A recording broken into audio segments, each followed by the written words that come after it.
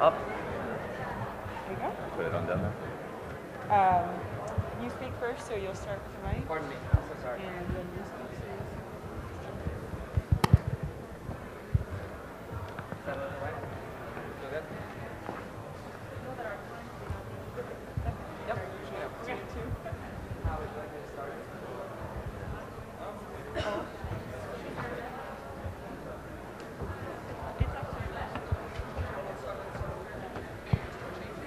Est-ce que les juges sont prêts?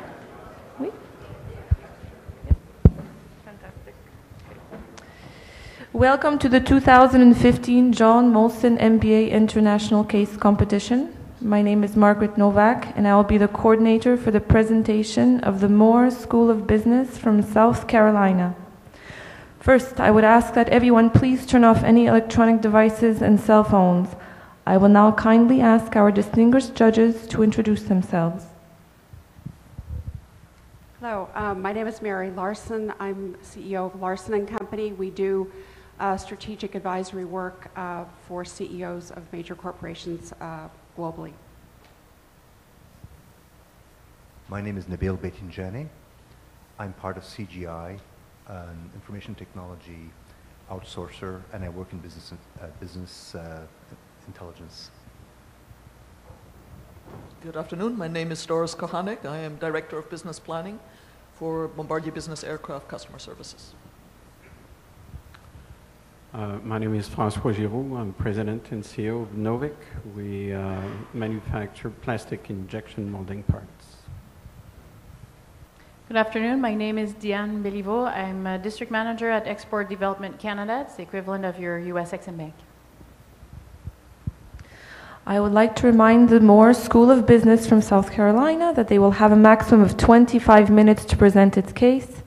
I will indicate to the team when 5 minutes and 1 minute are remaining. I will be seated there.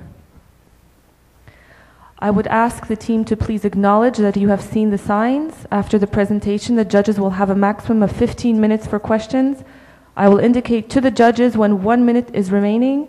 If I may, on behalf of everyone present here, watching online, and myself, we would like to wish you the very best of luck. Bienvenue au Concours International d'études de Cas MBA de John Molson 2015.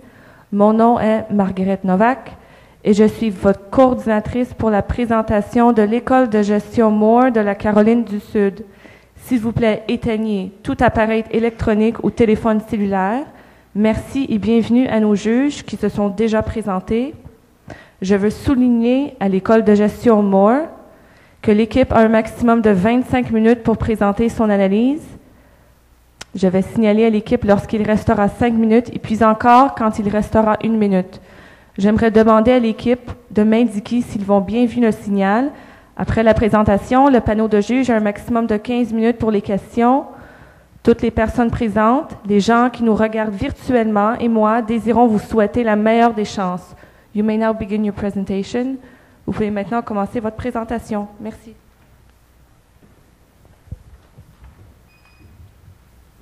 We would like to thank the executive team at Marcopolo for taking the time out of your busy schedule to meet with us today. My name is Kyle Jansen. This is Michael Peter. This is Bailey Glenn. And this is Alex Bill. And we are the internal consulting team that you all have assembled to look at the current situation that Marcopolo faces in the market. Oh. I'm sorry, it's not showing. There you go. Sorry about that. So if we look at the current decision that we had to make today, we realize that this is actually a three-pronged process. In reality, we have 3 big decisions that we have to make. A long-term strategic decision, followed by a more tactical decision, and then smaller operational decisions that we have to make in order to achieve our long-term goals. So when we go into this as we go on, we would like you to take away 3 main things from this meeting. First, a clear understanding of our current recommendation of what we think best applies to the situation at hand. Then we'll go into an implementation plan, followed by a timeline and a budget that you can take away from this meeting. And finally, we will go into some additional considerations as we look at this plan into the future. So in order to maximize our time today, we've set forward an agenda. First, we'll look at the competitive landscape, followed by our analysis of the current situation, Then we're going to go into some alternatives of what we could possibly do in this competitive landscape. Then we're going to go into what we think is the best recommendation for this situation, followed by our implementation plan with a timeline and a budget, and then some metrics to measure success as we move forward with this plan. And then we're going to go into some additional considerations, and finally we'll open it up to questions and answers. So when we look at the current question that you have tasked us to answer, we realize that there are actually two parts of this question. First, how should we grow? Should we concentrate more in mature markets, or should we look into emerging markets? And secondly, a little more strategic, how can we exceed our growth in revenue and profitability that we've been experiencing in the past decade? And so before we answer these questions, we're now going to look at the current situation that we find in the industry. Absolutely. So we manufacture bus bodies. So let's talk a little bit about how the bus market works. Right now, there are two main sections of the market. You have the emerging market, which is rapidly growing, but it's unstable and it lacks a lot of the infrastructure, roads, that are critical for the operation and ultimate success of this bus market. And we also see that in the emerging market, it's very stable. You have, the roads are already built, but there are also a lot of key players that already exist in that market. And we see that the global overall, when we take a look at the overall global production of buses, we realize that Brazil produces about a little over, just under 11% of all the buses in the world. China being the very obvious and dominant producer of these buses, and one of the main threats to our business. So let's talk about competition, because competition is more than just other bus industries or other bus body makers. It's all about how people want to travel. Do they want to travel via low-cost airplanes? Do they take trains? Do they take, what is this called? Do they take subways? Do they ride bicycles, which a lot of municipalities are encouraging people to take? So we need to make sure that in order to secure the success of our business into the future, the bus industry needs to be the way people travel. And so when we talk about who's going to buy these buses to make sure that people can travel around in them, we think a lot of times about the passengers, but we recognize that the people who use these buses, the passengers, aren't the people who buy them. The people who buy them are city administrations, they're municipalities, they're school systems, they are airports. And they buy these buses in order for public transportation, school transportation, and that function as luxury coaches. And some of the main and we have here a list of some of the critical buying factors that they take into consideration when selecting which brand, which company they want to go with. So we need to make sure that our marketing plan and the product that we produce matches with these critical buying factors. So as the global population is exploding, we're looking at an increased demand for transportation. Again, we want to make sure that people use buses, and particularly of note, this is a lot of urban transportation, with about 2/3 of the global population by 2050 living in cities, just under 50% living in cities right now. So what do passengers want in transportation? Well, they want transportation that allows them the opportunity to access wireless internet. Increased connectivity is key. Part of why this is so important and why this demand is increasing is because people are increasingly access internet via their smartphones. In certain emerging markets, internet at home in particular is prohibitively expensive. And so a lot of people go to public locations to access wireless internet. So we want to make sure that they can access that internet while they're traveling to that location, while they're traveling to a destination that might not have to deal with internet access, etc. And we recognize that overall the industry demands products that provide safety, are changing and require increased sustainability practices, but we need to note that particularly as we produce the bodies and not the chassis present in buses, that what that means for us is lighter bus bodies that can be recycled when the bus is ready to be retired. It is not necessarily so focused on emissions, which we might normally think about. So let's talk about changing in cost structures. In production, in manufacturing, some of the main costs are associated with fossil fuels. Now, we recognize that right now there are a couple things that are affecting the cost of fossil fuels that affect how much it costs to actually manufacture or produce things. To look particularly at, you're seeing drastically dropping costs of natural gas due to the implementation of hydraulic fracking. And we also recognize that the U.S. is considering opening up their domestic markets for more oil extraction. And if they do that, we could see a decrease in the cost of oil, which would both mean it's cheaper to operate buses, but most importantly for us, it's cheaper to build buses. And finally, we need to recognize that as production technology improves into the future, we're seeing increased automation, which means that we're going to be able to build more with less people for less. And finally, we need to recognize that 3D printing provides an opportunity to lower inventory costs and ultimately produce at range. So let's talk about Brazil, because this is where we are. This is where our headquarters is. We recognize that we have highly price-sensitive passengers, and then there are two key opportunities to promote our brand coming up in the future. One this year being the World Cup, and finally in the near future we're hosting the Summer Olympics. Thank you, Alex. So now that we have looked a little bit at the competitive landscape we face, we actually need to go back and look at these questions that we've been tasked with, and step back and actually have a bit of a reality check.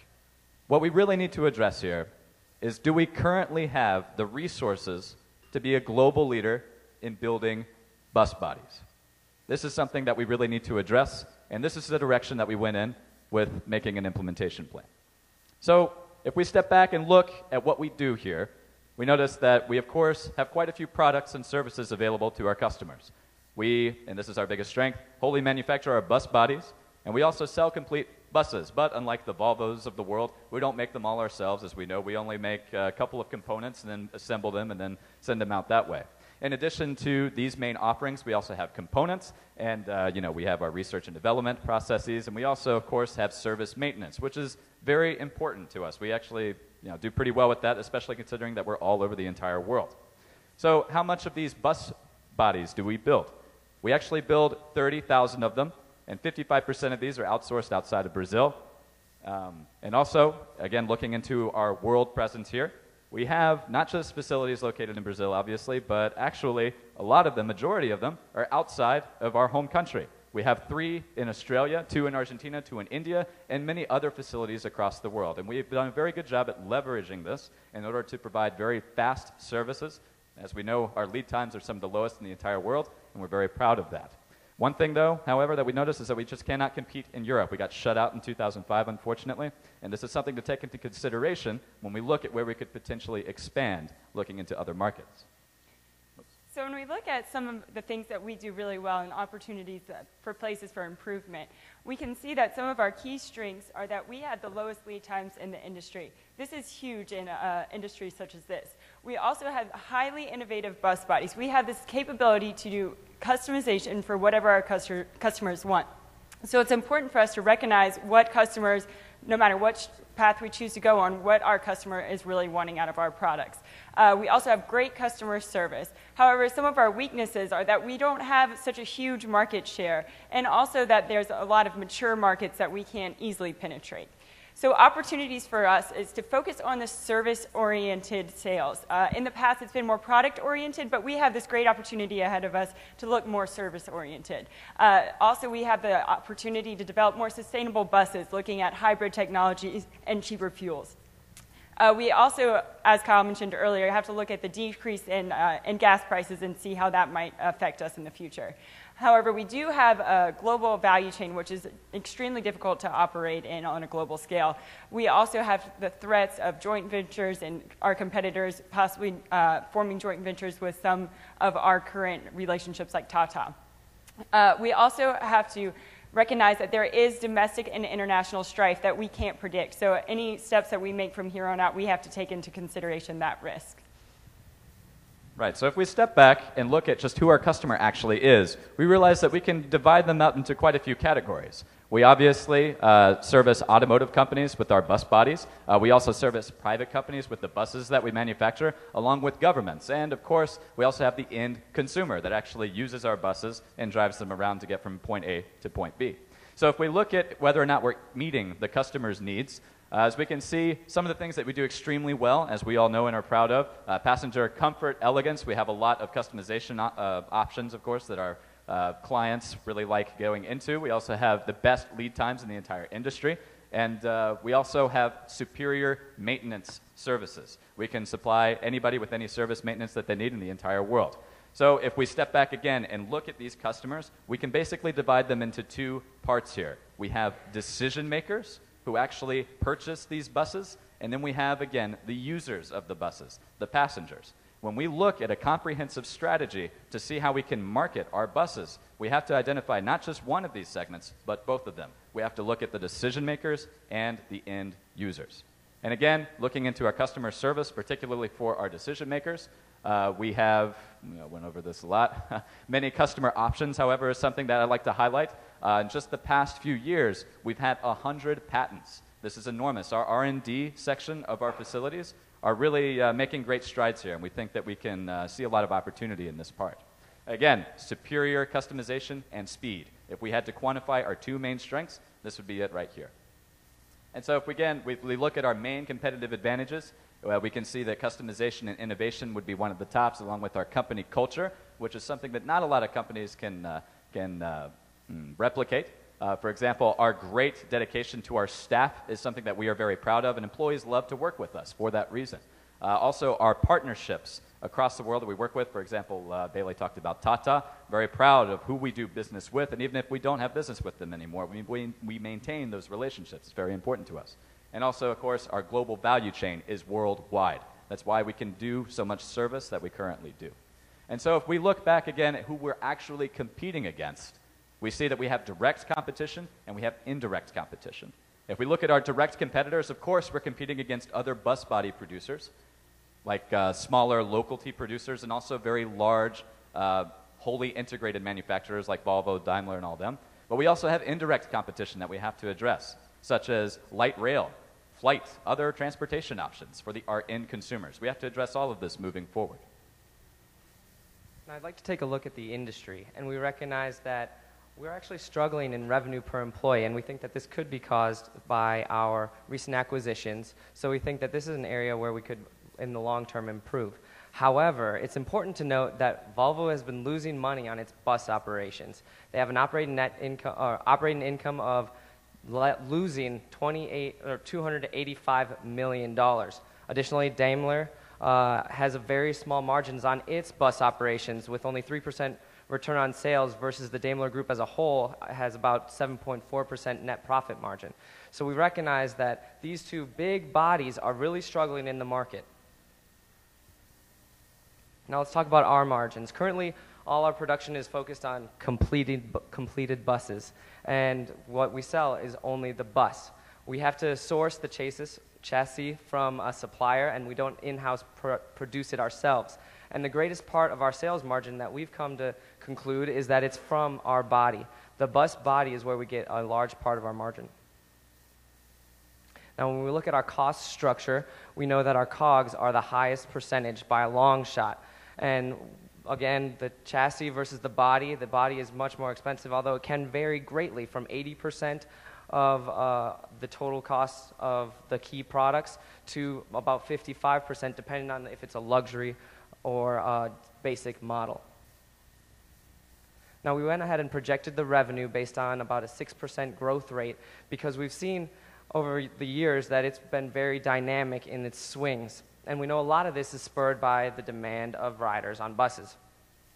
But the key point here is that we won't, in our current business model, meet the targets that we're hoping for in the next 5 years of really growing our revenue strongly as well as our bottom line. So when we look at some of the key things that it takes to be a successful player in this industry, we know, first of all, profitability is king. Without the funds, we just can't achieve any of these goals that we want to. However, we do not see this as a sustainable competitive advantage for us. Also, our distribution and lead times are definitely one of our key strengths. Again, we have the lowest in the industry, and we do believe that in the future this is a sustainable competitive advantage for us. However, our production is always something that we could work on. Right now, we're number 5 as of 2012, so there's always room for improvement there. Also, what's key is meeting the customer needs. Customers want safety and comfort in their buses, so we need to make sure that we identify what the customer wants and make products according to that. Also, our innovation and sustainability, we believe this is our key success factor for us, especially with the customization skills that we have. So when we sought to solve this problem today, we looked at some alternatives that we could have taken. Our first option was to expand our operations in Brazil, stay a little bit more local. Our second was to concentrate on just the mature markets. And then lastly, we came up with to focus on the emerging markets, which is the alternative that we have ultimately decided to take.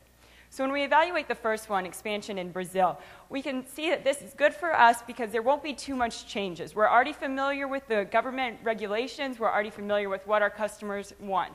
However, we're not going to be able to capture the market in the emerging market that we are hoping to get. And we also won't be able to dramatically increase our global market share. We're at about 7% right now. The second alternative for us was to concentrate on the mature markets. Now, while we thought that this might be great because we would have the opportunity to come in with buses that meet the changing customer demands. So, for example, customers nowadays want better fuel efficiency, and they want to feel like they're in vehicles that are more sustainable. So we definitely have the capacity to provide those customers with these products. However, there is the market saturation, and there's already a lot of manufacturers in Europe and China, so we're not sure that the mature markets are the best option for us. The third and ultimate alternative for us will be focusing on the emerging markets. We believe we can gain huge market shares here. We'll also be able to satisfy the customer demand and dramatically improve our own margins. However, we do know that this is time-consuming and with anything has expensive startup costs. So we looked at the different alternatives and compared them against our critical success factors. And as you can see, the multifaceted strategy that we're going to prepare and share with you all here in just a moment ended up being the best strategy for us. So we've named our plan appropriately the Body Building Plan. And of course, just like our decision-making process, it has three main components. As you can see, we have a strategical, tactical mindset here where we would like to go into our marketing, our operations, our human resources, and our R&D and services that we provide. And how we're going to achieve all of these three goals we will go into in detail as we move on. So when we look at this plan, it's composed of three phases. Phase 1 will consist of up to year 1, now to year 1. Phase 2 will be from years 1 to 2. And then finally, years 3 will be a little bit longer, from years 3 to 5. So if we step back and just look at the grand overview of the plan that we've laid out here, we would like to identify expansion and cost-saving opportunities in the market in Phase 1, increase the awareness and rider demand of our product with our marketing campaigns, and begin a buyback program, a new service that we can provide some of our direct customers. In Phase 2, we'd like to begin expansion, distribution, and optimization efforts of our supply chain and continue investing in our research and development. In Phase 3, we would like to reevaluate, of course, the needs of our customer demands and constantly satisfy those needs. And we'd also like to identify new targets of possible expansion opportunities. So when it comes to marketing, we recognize that there are two things we have to build. One, demand for buses, and two, that people who buy buses buy our buses. So in order to grow demand, we're going to focus on things like making sure that riding buses is something that people want to do. Building awareness, we're going to focus on a social media campaign. Hashtag buses are better. We're talking about, depending on the markets that we're focusing on, we're going to have to choose, we're going to have to first select which would be the most culturally appropriate social media platform. From there, we need to make sure that we're targeting thought leaders on those platforms. And what we're going to do is we're going to run a campaign that people who ride buses can take photos or videos of, or post experiences of their time on buses, our buses in particular, with photos, and depending on which ones get the most likes, retweets, stars, those people are going to receive bus passes. What better way to build demand for buses? Think like a week's free bus pass or a year free bus pass, depending on the scale of the plan. Second, now once we need to make sure that people know buses are the way to go. Now, how are we going to do this? In Brazil, we have two key opportunities. One, we have the World Cup coming up this year, and then in 2016, we have the opportunity of the Summer Olympics. So these are two ways that we're going to show off the Brazilian Real Transit. This is the perfect opportunity to show how well our bus system works. Finally, once we're building this demand, we need to make sure that people are buying our buses. This means making sure that we attend all the trade shows where people go to buy buses. It means that we're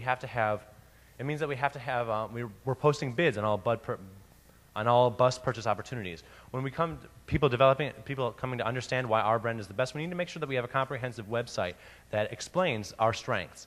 Finally, we need to make sure that we continue to offer the quality customer service and training opportunities that we provide to continue to maintaining that customer loyalty.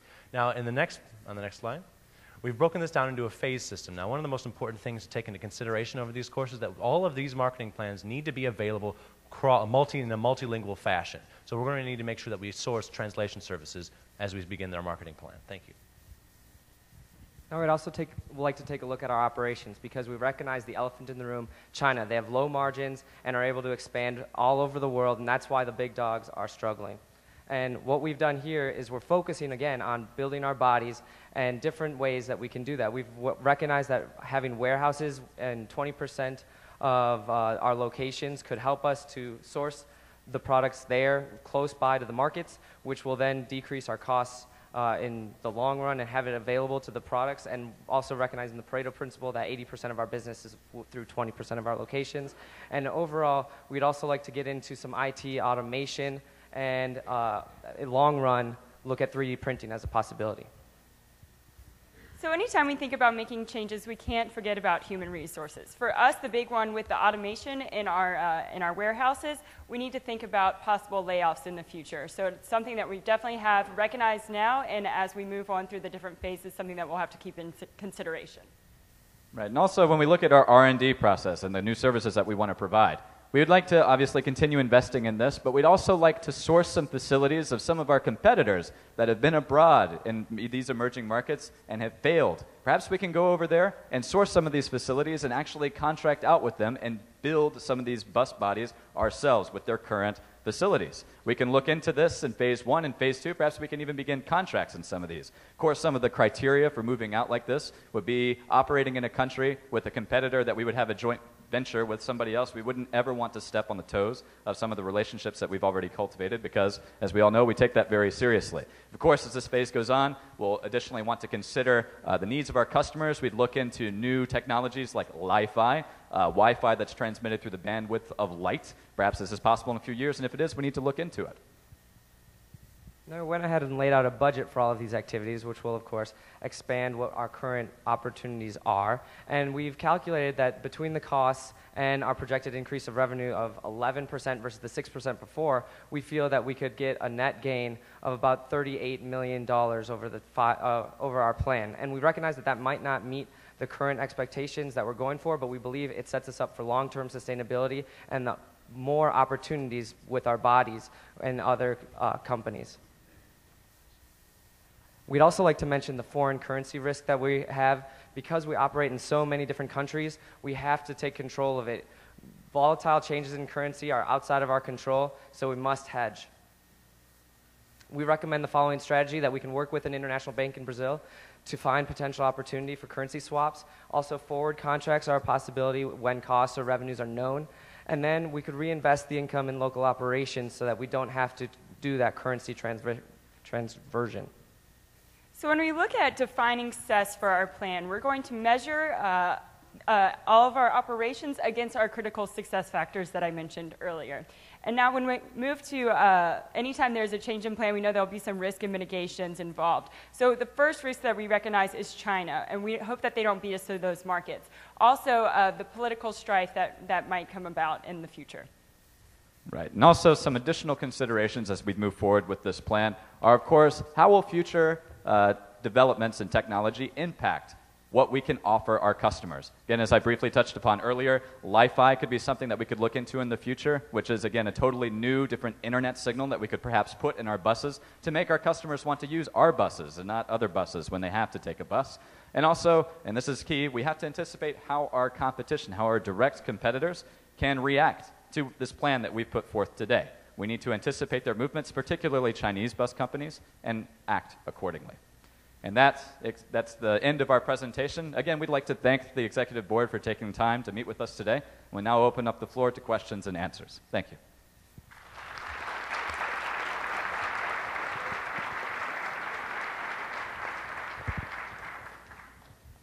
Thank you very much. Very interesting presentation. One of the things that I'm a little curious about is you talked about going to trade shows and building relationships with potential customers. Do you have a sense of what the prioritization of might be of going after various marketplaces? Absolutely. So one of the strengths that we have is we actually have production facilities located in, I believe, 16 countries across the world. And so what we want to do is and so because we have the production abilities in those areas, we want to look toward nearshoring. So we want to pick emerging market economies that are, emerging market countries that are located within a possible sell radius of there. We also want to take into consideration the fact that we want to set a particular population growth percentage we're looking at, and we're also going to want to focus on countries that have a certain established infrastructure available so that they would actually be looking and able to implement a bus system. If we take that one and push it a little bit further, do you have anything specific, countries in mind, like go into more details there? Sure, absolutely. If we looked currently at our worldwide operations, we can see that one market that is relatively low for us is, of course, India. And we only have penetrated that market by 16%. And we think that with the population over in India, in addition to our partnership with Tata, we feel like we could do a lot better. So that would certainly be one of our primary targets for where we would have some of these trade shows. In addition, we are also looking at some other countries like not Argentina, Colombia, and Australia, where we have pretty decent market share, but we also think we can do better, and we think there's enough opportunity for people there to buy our new product. Another advantage of our recommendation is that we want to focus on the building of the bus bodies, so we could partner with a Volvo or with a Daimler and help them with their margins by providing our body, which is not their strength. Bus bodies are not what they're really good at, so we can provide either through they could contract us, or we could just simply sell the product to them and then penetrate markets where it's harder for us. For example, Western Europe, which will have to renew their buses at some point in time, and it is a large urban demographic, so it would be good for buses, and we have an entry point if we do partner with some of these opportunities, or with these bigger companies through our contracting recommendation. You identified one of the opportunities that you see is moving from away or shifting from purely product to more service-oriented sales. How do you see us doing that, and what potential do you see in terms of revenue? Like what percentage of revenue, let's say 5 years down the road, do you expect we would get from services rather than from product? So we definitely want to focus on the customization. That's the service I'm referring to. Anything from just more hybrid vehicles or different compartments in different markets. Everyone wants different types of buses. Back in our metrics of success, we wanted to, I think, increase production by about 10% or so. So hopefully, we don't have a specific number for the service side of things, but we do hope that this builds, especially if we look into mature markets at all down the road in the future, where they already have buses that might be a little bit outdated, and we'll have time to come in and the room to grow the market there. Right. Also, one more thing to take into consideration. Other big companies like, say, Apple, make much more money with the warranty services they provide as opposed to the actual products that they sell. We think that we can take that approach, especially if we partner with some larger, wholly integrated manufacturers like Volvo, Daimler, and others, and sell them warranties on the things that we provide them so they can use for their buses. We think if we can do this, we can certainly increase our profitability numbers as the years go on. I just want to make sure that I heard right, that you're suggesting in some developing market that we go and do business or manufacture products in facilities where everybody failed. Could you, one, tell me how that would work? And second, how do you come to the conclusion that we would succeed where everybody failed? Certainly, and we actually misspoke on that. We recognize that China is where a majority of people have failed. There were 100 companies at one point, and now they're down to 10 bus manufacturers. So we actually have a contingency plan for China, if we could pull that up. But for the most part, we're looking at through our marketing campaign, going to places where we know we'll have contracts. So that could be somewhere in Africa or someplace that comes up through our marketing in the World Cup and in the Summer Olympics.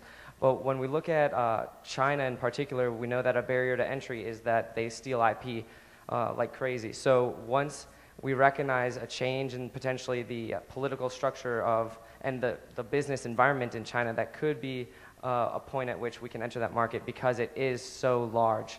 And it shouldn't be one that our plan ignores. However, we do recognize, as you guys do, that at this point in time, it is a huge threat to enter these markets where people have failed because of theft of IP or government subsidies or different barriers of entry. So we'd want, again, target the areas where we would already be having the contracts for a long term.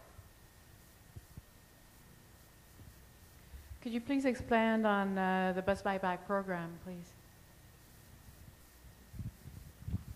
Absolutely. So one of the things that some companies already do is they offer when say a municipality is interested in buying a new fleet of buses, they have these old buses that are no longer useful to them, the company will offer a financing opportunity where they'll say you're looking to buy 100 buses and you have 80 existing buses, they'll buy back those buses at a discounted price.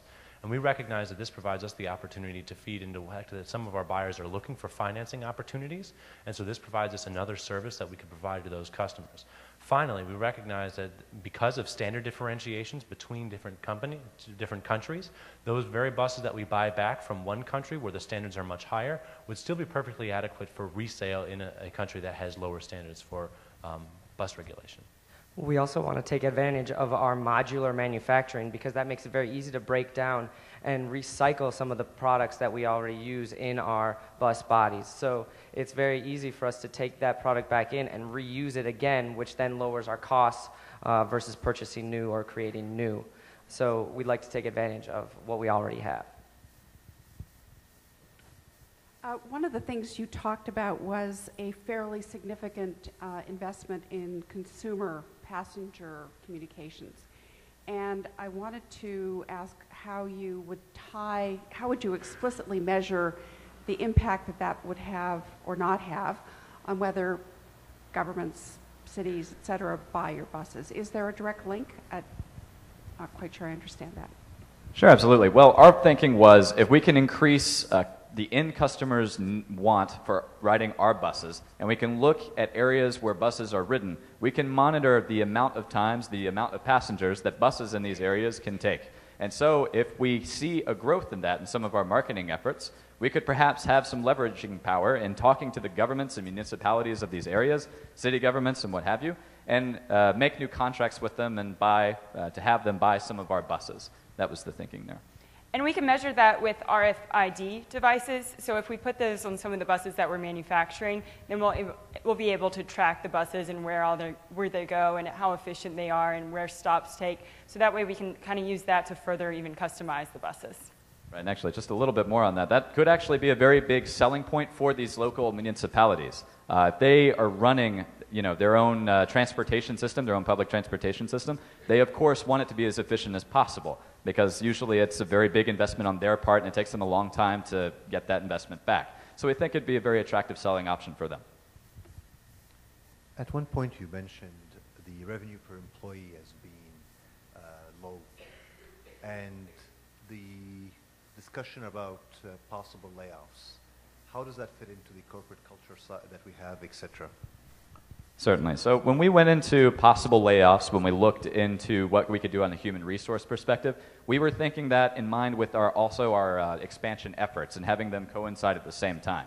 One thing we would not consider is laying off employees in what we currently have in our facilities. We take it very seriously, our company culture, and maintaining the employees that we have trained and that have been with us for a long time. However, if we look into going into other facilities and buying perhaps other smaller facilities, smaller manufacturing areas that have a large swath of employees, we would consider skimming them a little bit. That said, it's also worth noting that simply by holding the number of employees we have at a particular location, natural attrition rate of about 5% and growing because of an aging world population would allow us to continue to control those human resources and costs, while as we see an improvement in automation, we are able to actually dramatically improve both our production levels overall and our production levels per employee while reducing our human resources costs simply by holding our numbers stable. And from an operational standpoint, we'd like to scale our innovation center because it's likely this activity, we've done a lot of acquisitions recently in joint ventures, and the activities are most likely being done by several people, and we'd like to scale our innovation center as this focal point for a lot of the activities. So that would be where we could take advantage of human resource constriction. Usually if your revenues per employee are low, it suggests that you have some issue with maybe too much staff, or maybe you're just not functioning very efficiently. However, we actually have much better margins than either Daimler or Volvo. So how do you explain that disconnect? Well, part of the reason that we focus so heavily on making sure that we have a staff sufficient is because one of the main things that we offer is continued long-term customer service. So we have the opportunity to provide maintenance service, and we actually train the individuals who drive our buses, or the customers who purchase our buses, on their operation. So we would want to, so what we're doing there is we have a large number of employees, And we use that to leverage one of our greatest strengths. Now, something to consider is increasing the margins on the terms of the service contract when you purchase a fleet of our buses, so we would actually be able to further leverage one of our greatest strengths in terms of a financial payoff. And it is also very likely that if we were to compare the salary of a employee with us versus an employee of the European companies, I would expect our salaries are much lower, simply because of where we operate. We've been investing considerably in developing our brand around the world. One of your first suggestions is that we make bodies for frame manufacturers. So how much of our capacity should we allocate to that? Certainly. So, of course, we want to first find those partners with which we can sell these bus bodies to, because we don't want to shift any of our production until we are certain that these contracts are in place. And I think by the end of it, we would want to have a 50-50 split, because we recognize that the margins with our bus bodies are far greater than the bus total bus itself. And we can't exactly give you that number right now, but it is something that we'd like to continue to revisit and review throughout our recommendation process. Also, with regards to our capacity, our buyback system that we would like to implement, this new service that we provide, we think has the potential to also lessen the strain on our manufacturing capabilities. If we're bringing back old bus frames that we can recondition and minorly adapt and update and then send back out to the market, that's a lot less work that we would actually have to do at the very beginning. So we think both of those approaches together might, in the end, help our overall product, capability. You mentioned one of the strategies is to go to emerging markets. It's very unstable in many countries. I haven't understood in your presentation how I can get more comfortable with those instabilities or mitigate those risks. Would you be able to expand on that, please? Well, one thing that we would certainly have to do in many of these countries is start cultivating a network within the governments in a lot of these places that we'd be interested in going in, having basically a barometer, if you will, in the current legislative winds of governments. And also we would need to have some folks in there just to kind of see what's going on and monitor the situation. We think that in a lot of the areas that we currently have our facilities, these are places that we're interested in looking at more. In particular, when we say emerging market, we don't just mean India. We can also mean some other established markets that are still on the uprise, like in South America, where buses are, of course, in very large demand. And so when we look at these places, we think it'd be a lot easier to look at those risks and notice them before disaster happens, for instance, especially if we have a presence there beforehand. And this might be a good opportunity to outsource risk analysis. So we could go to a crowd consultant, or we could go to just risk analyst experts who could help us to identify which markets are the most secure versus those that would be very risky that we wouldn't want to enter. So, of course, our specialty is in building the bus bodies, and we would not recommend that we try to analyze the risk on our own fully. The reason why he recommends crowdsourced consulting as opposed to traditional consulting is it usually has about a 20% faster return time and looks at about a quarter to a sixth of the cost of traditional consulting, usually by retired consultants who have been doing it for a while, so the quality of the work actually ends up being superior for a lower cost. I guess a very quick question in the time remaining. What is your sense of the biggest competitive threat that buses have? And is this a global issue, or is it one that needs to be addressed market by market? I think there are two key threats. One is the Chinese competitors who are flooding the market with low-cost buses, but also it's really the end consumer.